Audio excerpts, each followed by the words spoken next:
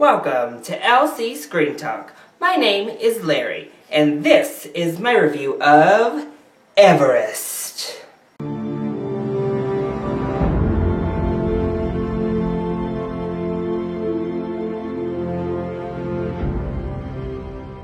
So clearly, Everest looks like just a pure epic to see on the big screen.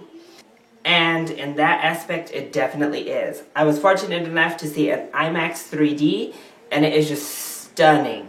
It looks like it's ripped straight out of the best BBC Earth documentary. It's gorgeous, and they do a very good job of making you feel like you're up on Everest yourself. You get scared, you get terrified, you even start to feel cold in the theater, no matter how much you've bundled up.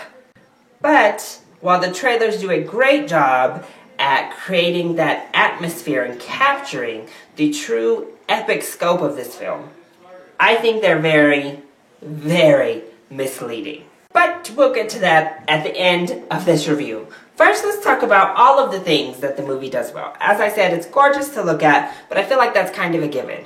But I will say, if you can see this in IMAX, see it in IMAX. It is so worth the experience. All of the acting is very well done. Jake Gyllenhaal just continues to be a chameleon, to be one of the best actors of his generation. I thought he was very strong here in a pretty limited role. Jason Clarke, I usually am on the fence about, but here, he was wonderful. So I thought he was a perfect actor to play our leading man. But the true superstar here was Josh Brolin. Oh my gosh, he was fantastic. Really, anything Josh Brolin is, you can expect him to be good. He definitely had the most layers to his character development and was fully fleshed out compared to everybody else. And Brolin really brought every single layer, every single minute detail to life. Unfortunately, most of our leading ladies did not fare as well as their male counterparts. Keira Knightley in particular, I thought, really took a step back here. She had been making huge strides to be a great actress and get away from that voguing mess that she used to do. And now she kind of regressed a little bit. It wasn't terrible by any means, but I didn't really feel it was authentic. I didn't feel it was genuine. She didn't make me feel what she needed to make me feel. And Robin Wright, who plays another wife in the film, suffered from the same thing. She was just very awkward. So I don't know if it was what the actual lady was like in real life, but she was very awkward. She didn't know how to show affection. She didn't know how to show emotion. So it was kind of just like, oh, I don't really know how to feel about what you're feeling. And both of these women are given opportunities to really dig deep into some great emotional material, and they both fall flat.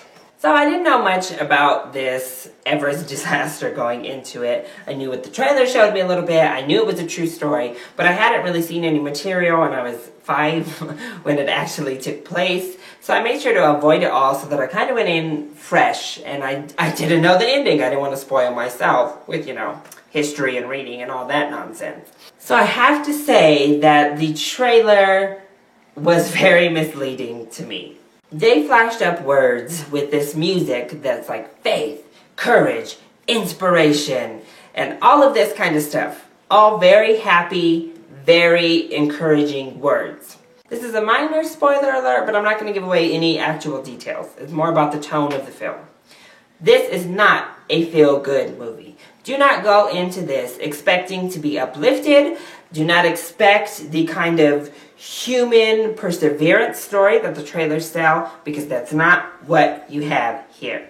This is a gritty, real life feel of what it would be like to be on Mount Everest. They don't sugarcoat it. I didn't feel like they put a Hollywood sheen over the top of it. It felt real, it felt raw, it felt dangerous, and it didn't feel good overall. You leave the theater on a down note, and I don't know that that's the best thing for the movie, although I personally appreciated it. I thought one of the shots was a little bit gratuitous at the very, very end, but they followed it up with some messages that helped soften the blow just a little bit, but you don't leave happy. They don't give you something to be smiling about as you leave the theater. It's a straight up telling of what the story was. Of course, it's a little bit embellished, and I think that people are going to go in expecting a human story of strength.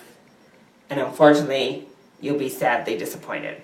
So I don't recommend going out to see this for a good time on a Friday night, but I definitely do recommend a full price IMAX ticket to Everest. It is a very well made movie. It keeps you gripped from the very start to the very end. The acting is very strong. It starts a little bit slow, I'll tell you. You might be very worried at the beginning, but they all get into their stride at least a third of the way in, and the acting really becomes top-notch. So go out, see Everest on the biggest screen you can find. So, that has been my review of Everest. I hope you enjoyed it. If you did, go ahead, click like down below, and subscribe to the channel so you are always up to date on our latest videos.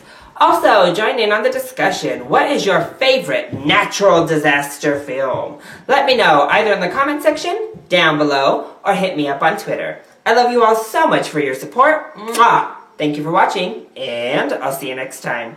Bye!